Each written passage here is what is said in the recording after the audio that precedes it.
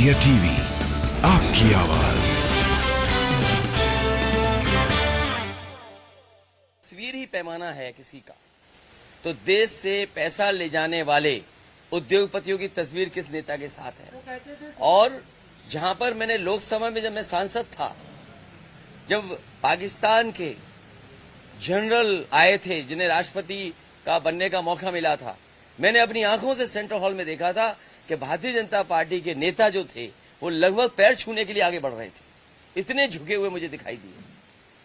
तो आखिरकार फोटो तस्वीर ही ये पैमाना बन जाएगी। तो ये बताओ भारतीय जनता पार्टी पे न क्या क्या आरोप रखेंगे। और मैं तो मिलिट्री स्कूल से पढ़ा हूं, जो आपके सबसे बड़े अधिकारी हैं, जिस तरह के स्कूल से मैं पढ़ा हूं उसी तरह के स्कूल से वो पढ़े हैं। अगर मैं उनके साथ हूं तो वो भी मेरे साथ हैं। और जहां तक सवाल अनुराग ठाकुर का है, वो मंत्री हैं, जिस समय की घटना हुई होगी ब्लास्ट, उसी के आसपास हमें और वो सब लोग एक गाड़ी में बैठ करके डिफेंस की ऑफिस में गए थे। वहां पर टेरिटोरियल आर्मी की कोई बहुत ट्रेनिंग थी। अगर मैं आतंकवादी हूं तो वो भी आतंकवादी होंगे। और ये बात पूछिए आप उनसे कि क्या आप एक गाड़ी में मुझे बैठा करके नीरज शेखर खुद टेरिटोरियल आर्मी की ट्रेनिंग को लेकर के डिफेंस में लेके गए थे, नहीं कि लेके गए थे? तो इसका मतलब क्या निकाले हम? और फिर देश के बड़े बड़े उद्योगपति जो पैसा लेकर बैंकों के भागे, उनकी तस्वीर किसके साथ है? वो कहते हैं कि देखिए, ये भाषा इसलिए बदली है कि हमारे बाबा मुख्यमंत्री को समझ में नहीं आ रहा। आज जब मैं अखबार उठा करके देखा हूं, वैसे तो बाबाओं के नाम बड़े अलग अलग तरीके से लिए जाते हैं। अयोध्या में जाओ तो कोई दूसरे बाबा मिल जाएंगे, आप मथुरा वृंदावन में जाओगे तो बड़े बड़े नाम दिए जाते हैं। आज एक प्रतिष्ठित अखबार ने कहा है कि हमारे उत्तर प्रदेश के मुख्यमंत्री बुलडोजर बाबा हैं। बताओ, एक देश का और प्रदेश का सबसे प्रतिष्ठित अखबार योगी बाबा न कह करके उन्हें बुलडोजर बाबा कह रहा है। तो इस पर उन्हें तकलीफ होनी चाहिए कि खुशी होनी चाहिए? और बुलडोजर अगर मेंटेनेंस पे है तो मेंटेनेंस के बाद ठीक होकर के आएगा। तो क्या मंत्री पुत्र जिसने किसानों के ऊपर जीप चढ़ाई थी, क्या बुलडोजर उधर जाएगा कि नहीं जाएगा? बुलडोजर लखीमपुर जाएगा कि नहीं जाएगा? और एक माफिया क्रिकेट खेल रहे थे, इनाम उन पर 25,000 है, क्या वही बुलडोजर उधर जाएगा कि नहीं जाएगा?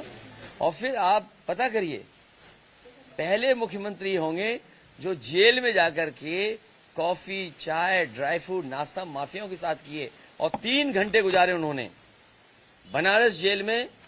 क्या माफियाओं के साथ 3 घंटे गुजारे कि नहीं गुजारे, ये बताओ आप। किससे मिलने गए थे आप? इसका खुलासा ये मुझे जानकारी नहीं है। अगर मुझे सीसीटीवी रिकॉर्डिंग मिल जाए तो शायद मैं बता सकूंगा कि किसके साथ 3 घंटे उन्होंने गुजारे थे, चाय, नाश्ता, ड्राई फ्रूट खिलाए थे। और मैं एक एक पत्रकार को जानता हूं, उनके चेहरे से पढ़ सकता हूं। आपको पता है लेकिन आप बताओगे नहीं। सर, आप बुलडोजर की बात करते हैं। भाजपा सरकार में ऐसी बहुत सारी जगह हैं जहां बुलडोजर नहीं पहुंच पाया। सरकार में आने के बाद क्या अखिलेश यादव उस बुलडोजर को उधर? देखिए, ये चुनाव इसलिए है कि प्रदेश कानून से चले, नियमों से चले, संस्थाएं मजबूत हों। समाजवादी पार्टी की कोशिश होगी कि संस्थाएं मजबूत हों, संस्थाएं अच्छी हों। हम संस्थाओं को हटाकर के कोई नया राज नहीं ला सकते, क्योंकि हम लोकतंत्र में रह रहे हैं। इसीलिए मैंने कहा ये उत्तर प्रदेश का चुनाव देश का सबसे बड़ा चुनाव होने जा रहा है, क्योंकि इस चुनाव के बाद लोकतंत्र बचेगा कि नहीं बचेगा। लोकतंत्र बचाने का चुनाव है, संविधान बचाने का चुनाव है, और उत्तर प्रदेश को खुशहाली के रास्ते पे ले जाने का चुनाव है। सर, पेंशन बहाली और इनके झूठे लोगों को सोचो, बेंगलोर तो लखनऊ, सैफई, इटावा से बहुत आगे है। एक बेंगलोर के सांसद आए और एक्सप्रेसवे जैसे ही चले, उन्होंने बाबा योगी जी को धन्यवाद दिया। बताओ, बेंगलोर से आए और झूठ बोला करके यहाँ पर। सर, तीसरा चरण जो है, तीसरे चरण में पिछली बार कि आपने अपने ये और बीमार पिता को भी इस लड़ाई में उतार दिया क्योंकि आपको हारने का डर है। देखिए, बीजेपी से आप कंफ्यूज मत होइए। बीजेपी इसलिए कंफ्यूज नहीं हो, नेताजी हमारे साथ हैं तो उन्हें तकलीफ है, नेताजी हमसे दूर चले जाएं तो तकलीफ है। तो बीजेपी वाले ये बताएं हमें करना क्या है। बाबा मुख्यमंत्री जी से पूछूं या दिल्ली या बाहर से जो नेता थे उनसे पूछूं कि अगर नेताजी अपने क्षेत्र में जाते हैं और एक जो नेता होता है, कोई भी नेता हो, वो कितना भी बुजुर्ग हो जाए, शायद वो राजनीति और अपनी जनता को नहीं भूल सकता। मुझे खुशी है इस बात की कि नेताजी जिस क्षेत्र से पढ़े, जहां उन्होंने पढ़ाया, जहां उन्होंने कुश्ती के दाव सीखे, उसी क्षेत्र में एक बार आकर के जनता से अपील की। ये हमारे लिए गर्व की बात है, सौभाग्य की बात है, और हम सभी समाजवादियों के लिए कि नेताजी इतने बड़े नेता जिन्होंने इस पार्टी को बनाया, वो एक बार समर्थन में उतरे और पार्टी के लिए वोट मांग रहे हैं। ये बीजेपी के चक्कर में मत आइए। बीजेपी वाले कभी परिवार वालों का दुख नहीं समझ सकते, क्योंकि खुद का परिवार नहीं है, इसलिए वो किसी भी परिवार वाले का दुख नहीं समझ सकते। पिछली बार सर आपको अपने गढ़ में पिछली बार बड़ी चुनौती मिली थी। इस बार क्या आपको लग रहा है किसी तरह की चुनौती, और कितनी सीटें आप जीत रहे हैं आपको लगता है? देखिए, मैं जो आकलन कर सकता हूं और आकलन कर रहा हूं, मैं पहले दूसरे चरण में ही समाजवादी पार्टी ने शतक लगा दिया है।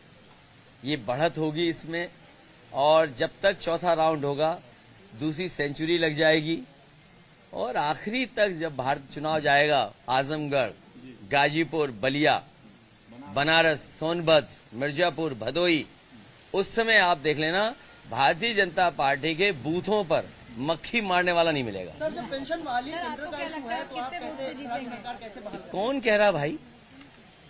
आप कलकत्ता में देखिए और जगह देखिए, पुरानी पेंशन बहाल हुई है, और पुरानी पेंशन के लिए बाकायदा हमने फाइनेंशियल एक्सपर्ट से बात की है, और फाइनेंशियल एक्सपर्ट जो पुराने अधिकारी सरकार में रहे, वित्त विभाग जिन्होंने देखा है, वो उनसे राय लेकर के और कर्मचारियों के साथ बैठक करके ही ये फैसला लिया है। अगर आप मुख्यमंत्री बनते हैं तो क्या जो चीजें आपको गलत लगती हैं आप उन्हें केशव बदल जी, देंगे? कौन से केशव जी? एक केशव हमारे लड़ रहे हैं चुनाव, वो जीतने जा रहे हैं।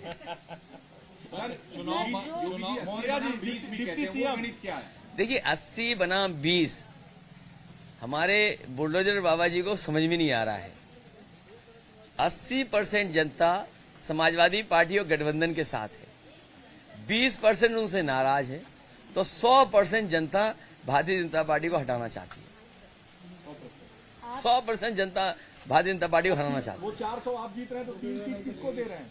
वो बात पुरानी हो गई, इस बार भारतीय जनता पार्टी का पता नहीं लगेगा। सर, एक सवाल, अगर आप मुख्यमंत्री बनते हैं तो जो चीजें आपको लगता है ये सरकार ने गलत करी हैं, आप उन्हें बदल देंगे? मैं आपसे कहूंगा कि आप मिठाई खा के जरूर जाना। क्या सर पुराने नाम और समाजवादी पार्टी ने अगर ये एक्सप्रेस वे न बनाया होता तो शायद हरकुलिस लेकर के प्रधानमंत्री जी उस एक्सप्रेस वे पर नहीं उतर पाते।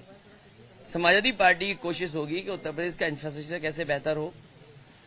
जिस समय कोरोना और बीमारी आई, उस समय लोगों ने ये महसूस किया कि अस्पताल, दवाई और तमाम इंतजाम हो जाते तो उनके घर परिवार लोगों की जान बच जाती।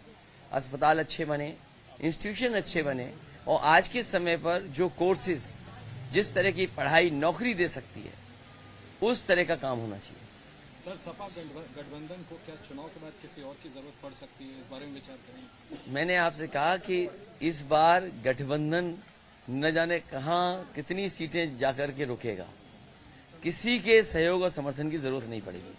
सर, बीएसपी के कुछ नेता ये कह रहे हैं कि बेशक हम इस बार किंग ना बन पाए, लेकिन चुनाव के बाद हम किंग मेकर की भूमिका में हैं। मैं अभी कुछ नहीं कहना चाहता हूं, लेकिन बहुत बड़ी संख्या में अम्बेडकरवादी ये महसूस कर रहे हैं कि जिस तरीके से आरक्षण से खिलवाड़ हो रही है, संविधान से खिलवाड़ हो रही है, वो बड़े पैमाने पर समाजवादी पार्टी के साथ खड़े हो गए हैं। और आपने तो वो कहावत सुनी होगी, न रहेगा बांस न बजेगी बांसुरी। तो सोचिए, प्राइवेटाइजेशन जैसे जैसे होता जाएगा, बाबा साहब का दिया हुआ जो अधिकार और सम्मान वो कैसे मिल पाएगा। इसलिए बड़े पैमाने पर समाजवादियों के साथ अम्बेडकरवादी खड़े हो गए हैं और बीजेपी को हराने के लिए उत्तर प्रदेश में मतदान कर रहे हैं। जिन शहरों के नाम भूले गए हैं वो शहर वापस नाम आएंगे भाई? हमने अपने मैनिफेस्टो में लिखा है कि आजादी के बाद कोई बहुत प्लान्ड सिटी नहीं बन पाया।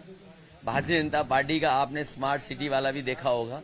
इसलिए 2 नए शहर, या अगर संभावनाएं होंगी तो नए शहर कैसे बसे, उस दिशा में समाजवादी पार्टी सरकार में काम होगा। अखिलेश जी, शिवपाल जी कह रहे हैं कि मेरे और अखिलेश यादव के बीच में ये कंपटीशन है कि कौन ज्यादा मतों से जीतेगा, तो वो कह रहे हैं कि वो जीतेंगे। मैं तो चाहता हूं, क्योंकि मैं खुद वोट देकर आया हूं, तो चाचा ही जीते। सर, करहल में बघेल साहब आपके सामने, उसको कुछ चुनौती मांगते हैं? उनकी बात अगर मानोगे, वो अपने बघेल समाज में कह रहे हैं जाकर के कि मुझे जिता दो, तो सुप्रीम कोर्ट में मैं जज बनवा दूंगा, हाई कोर्ट में हमारी बिरादरी के जज बन जाएंगे। सोचिए बात, ये बातें कह सकते हो? वो कहते हैं बिरादरी का हमारा सब किसी ने छीन लिया है हमारा। तो किस बताइए आप, एक लॉ मिनिस्टर ये कह रहे हैं कि अगर मुझे जिता दोगे आप तो अपनी बिरादरी के हाई कोर्ट और सुप्रीम कोर्ट में जज होंगे। आप बताओ, देश और दुनिया को देखते हो, समझते हो? एक विधानसभा का चुनाव लड़ने वाला हाई कोर्ट जज बनाएगा, सुप्रीम कोर्ट जज बनाएगा। इसीलिए मैंने कहा बीजेपी के छोटे नेता हैं छोटा झूठ बोल रहे हैं, बड़े नेता हैं बड़ा झूठ बोल रहे हैं, और जो सबसे बड़ा है वो सफेद झूठ बोल रहे हैं। अब मैं जा सकता हूँ? चलिए, बहुत धन्यवाद आप सबका। इंडिया टीवी हर वक्त हर जगह डाउनलोड करने के लिए सर्च करें India TV news Google play store या ऐप स्टोर पर।